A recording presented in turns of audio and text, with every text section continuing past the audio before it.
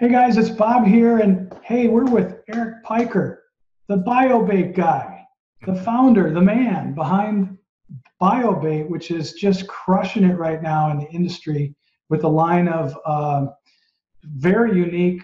You can't even call them soft plastics, Erik, because they're not quote plastic, right? Yeah, we get stuck always going, it's soft bait, and I'm like, it just Yeah, doesn't sound right. So we'll call it soft plastic, but since it's plant based, it really isn't plastic. right. And so, we met, oh shoot, 18 months ago. I met Jared at a show, and then met you guys, you're the gang at ICAST, and Yep. we had a blast. It was a ton of fun. Oh And yeah, I'm so yeah. mad that ICAST isn't going to happen again this year because it is. I'm mad for the parties, but Yeah, yeah. I gotta tell you, saving the money this year does sound pretty good to me. Well, I'll tell you what, you guys worked your rear ends off. You had that booth full. I mean, all the time you were talking to people, and I think you made some real good inroads last summer at that meeting too. Yeah, I mean, we were the new guys, and I mean that Yeah, was that. And to be honest with you, the whole ICAST thing for us was a last minute audible. I mean, literally last minute. yep. We were begging for a booth space because we had talked to some really big retailers, the biggest ones, and they're like, "Cool, we'll see you at ICAST." And I'm like, "All right, cool."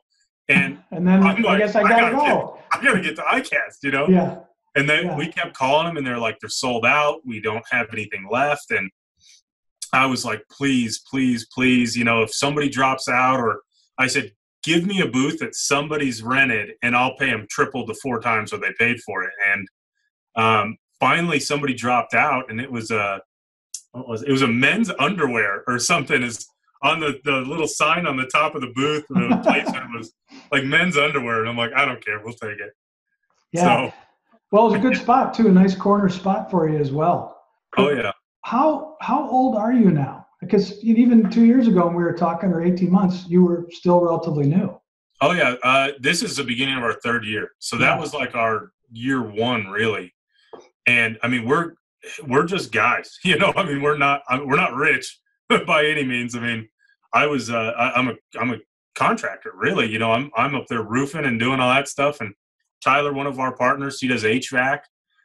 Ryan was working at Comcast, and then we have some other investors that wanted to invest a little bit of money. But I mean, we are the group of average Joes that are all diehard fishermen.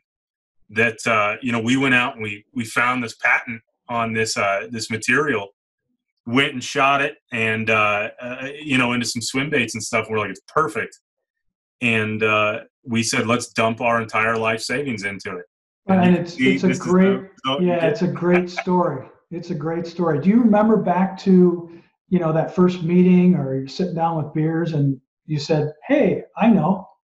Do you, Oh do you yeah, remember that? yeah, yeah. We all wanted to get into the fishing industry, and we said, it's not knocking the industry by any means, but it's been the same since the 80s. It's like, imagine if the DeLorean was still a supercar.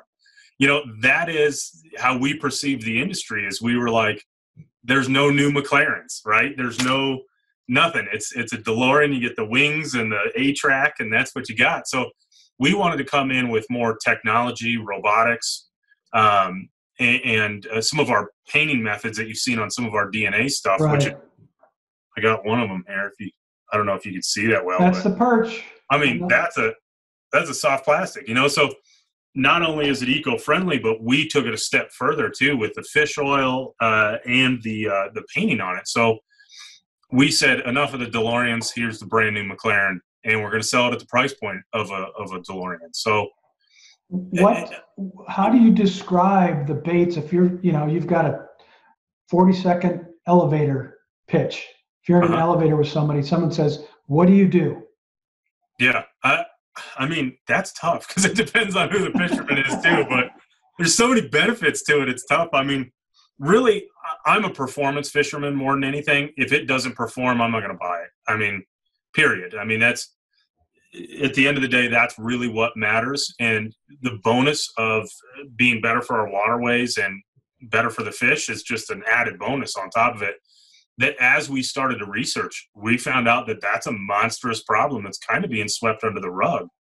So it's something we kind of want to bring to light now that there is an alternative for that. So I think our elevator pitch would be eco-friendly, stronger than plastic, infused with fish oil, with amino and bile acids, made in the USA.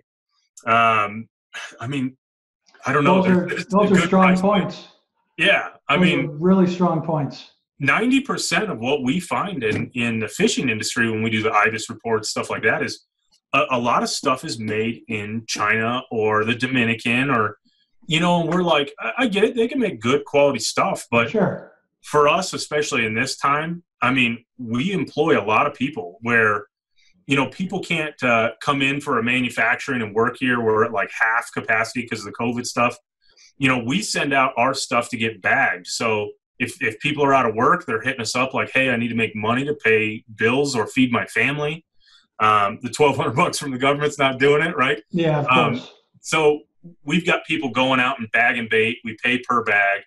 People are, I mean, there's just such a good feel good about it for us that making worms, you know, isn't a get rich quick thing. You know, it's just not. But the feel good about helping our community and helping people in need is another thing that I'd add to what we're about. I mean, right.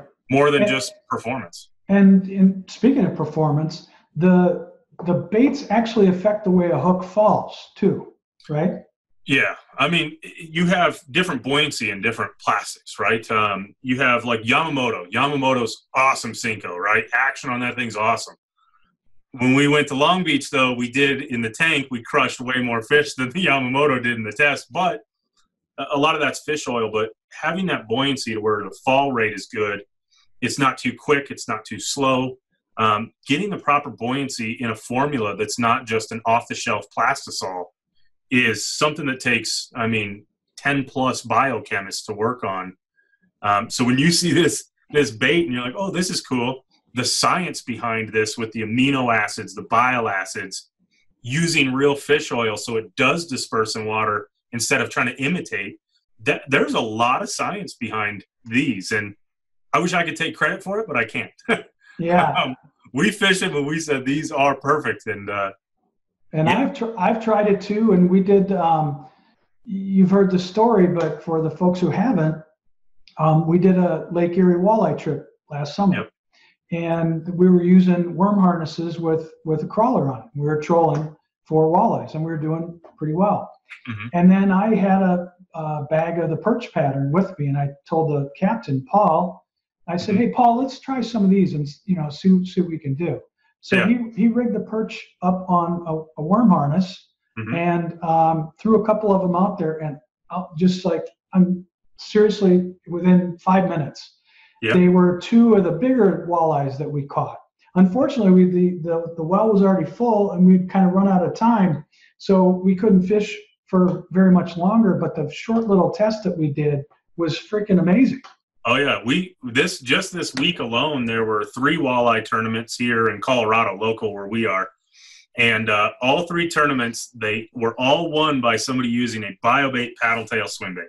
All of them. Gosh. 2 of the tournaments, the top 3 all use BioBait. So, you know, it's. I always say to catch fish, you can throw a pop can out there and catch a bass topwater, right? You throw it enough. I mean, they'll hit it. But to catch the bigger fish, the smarter fish, the in-between fish, the ones that are seasoned and been around the block, it's got to smell right. It's got to have the right texture. It's got to look right. And a lot of those plastic companies, you know, I mean, it works, but they try to mask the scent of plastic, whereas ours is plant-based, so it starts at a natural 0. And then you can kind of build off of that with the amino and bile acids. So I don't want to get too nerdy, but I'll tell you just a little. So you got your amino acids are your fish oil, right? Inside real fish oil, you'll have that proper amino acid structure. And then you have your bile acids, which are fish poop, basically. Sure. So you have that proper amount of bile and amino acid compound to where if a fish sees this swimming by, catches a whiff of that bile acid, when a fish eats, it poops almost instantly. So it grabs that pheromone and says, okay, it's time to feed. There's a predator trying to eat this lonely little bait fish that's in front of me. And it triggers it to pounce on it. You know, as it something you put in front of every fish no matter what and they pounce on it? I don't know. I mean, live bait they won't hit sometimes, but it definitely gives a huge edge. Well, I think to your point, the smarter, bigger fish, and Yep. those were the ones we caught on Lake Erie. They were bigger. So Yeah. maybe it was, hey, I haven't seen this thing and it looks pretty damn tasty, and I'm gonna go for it. Maybe Yeah. that's what it was. I don't know. It's like when you see a Carl's Jr. commercial cheeseburger versus what you actually get. You know, nothing against Carl's Jr., but Sure. just you know, it's that type of approach that when it gets closer to it and it becomes more of a reality for that fish that it's going to strike this, if one of those things doesn't check out, you're going to take a step back and go, wait a minute. That's that split second. And I think everybody as a fisherman knows, you always know that you're missing fish or that there's a fish down there, especially with the new depth charts that you got from like Garmin and all the live scope. Sure. I mean, we study patterns like where fish coming up, are they taking it? What's the percentage? We're pretty nerdy about fishing. So, yeah, I mean, it's pretty crazy. How many patterns do you have? You got saltwater, you've got all kinds of freshwater patterns. Yeah. I don't know how many different type of SKUs you have. 125, but we're looking at adding probably another 50 this year for shrimp, like a swimming mullet. We've got bigger swim baits coming because everybody's begging for those. We got a ton of stuff, creature baits, you name it. And is saltwater the growth area for you? Everything's a growth area for you right now because you're so young. But on fire right now. Yeah, is saltwater fertile grounds for you too?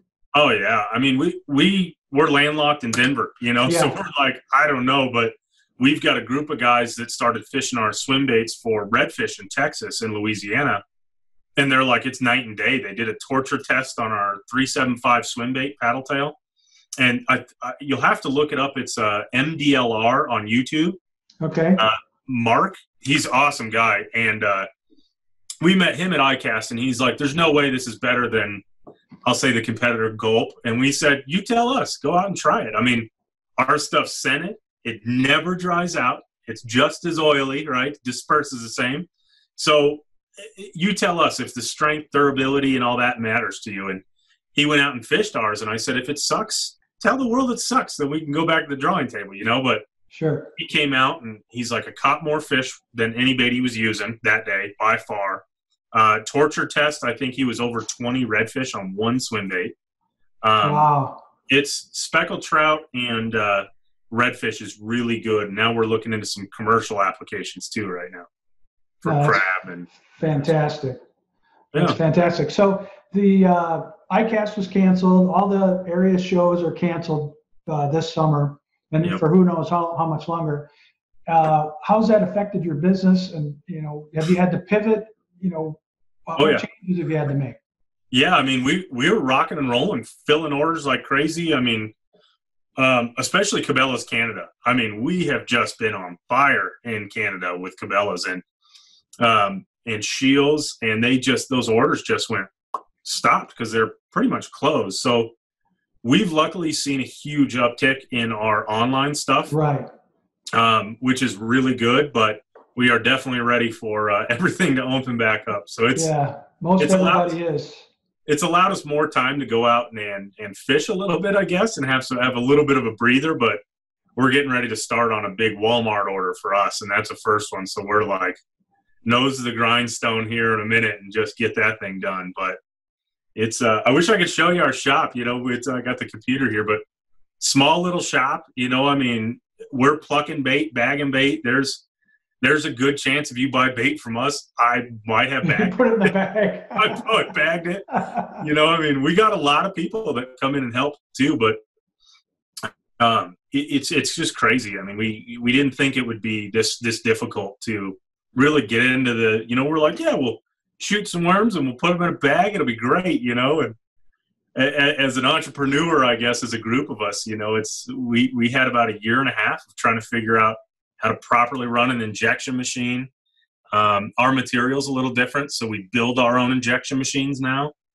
There's a lot that we got into. We weren't in the industry and then said, hey, let's do our own thing. We were just like, you know what? Let's do it. So yeah, and at the outset, you probably feel like a bunch of outsiders, right? oh, it's such a small industry, It and is it's very like, small. you know, everybody kind of looks at you like, we just want to work with everybody. You know, I mean, if Yeah, we can all work together, I'm like, let's do it. But it's real nichey, it seems like, and I think the acceptance for consumers to when they see your product, they accept it, right? And it's expensive to get in front of those people, but the rest of the industry kind of looks at you like, you're going to try to eat my lunch, you know, and we don't want to do that. We want to work with everybody. So if we can share an eco-friendly kind of formula and share that with people, and, you know, my ultimate goal is to use this formula to be kind of the new norm for soft plastic, right? It's right. a lot of laws starting to change around throwing soft plastic in the water. I mean, we spend millions trying to clean the oceans, and here we are throwing plastic back in it. But it's crazy to me. But you know, finding something that we can bring American manufacturing back strong and say, leave the place in the Dominican, leave your place in China. Our consumers are and our customers are really getting behind that, because, I mean, I could employ their uncles, their aunts, their nephews, you know, all these people that need a good job. You know, we can help supply to them too. So us trying to bring those jobs from overseas back to the U.S. and keep a good price point for them, that's what we're ultimately trying to do, is to try to build that back into this industry. Well, Erik, you guys are crushing it. Congratulations on, you know, how far you've come in such a short period of time. Yeah. And I've had fun getting to know you guys. You're down to earth. You're just, as you said, you're just real guys. Just normal. And yeah, it's been fun working with you guys, and I look forward to working with you guys even, you know, more in the future here. But oh yeah, if you haven't seen BioBait, you guys get out there and get yourself some bioplastics, whatever the term might be. These things are killer, and they're great guys. You can go to biobait.com and get your order there, and maybe Erik will be the one to put them in a bag for you. Yeah, I packed all the orders this morning. We're half staffed again today. You got a Tackle Warehouse, Cabela's Canada. We're in Norby's, Fish Brain. We're about to be Walmart up north, in like I think Michigan area, that kind of area up there, and then a ton of Shields. We're talking with Fleet Farm, and I mean, LL Bean, we're in LL Bean as well. So anybody up in New England, they've got everything up there. So soon we'll be everywhere as fast as we can produce it. So hope we can build machines quicker. That's fantastic. Erik, thanks for being with us here, and you know, continue good luck and keep on crushing it, man. Yeah, likewise. Appreciate it. All right.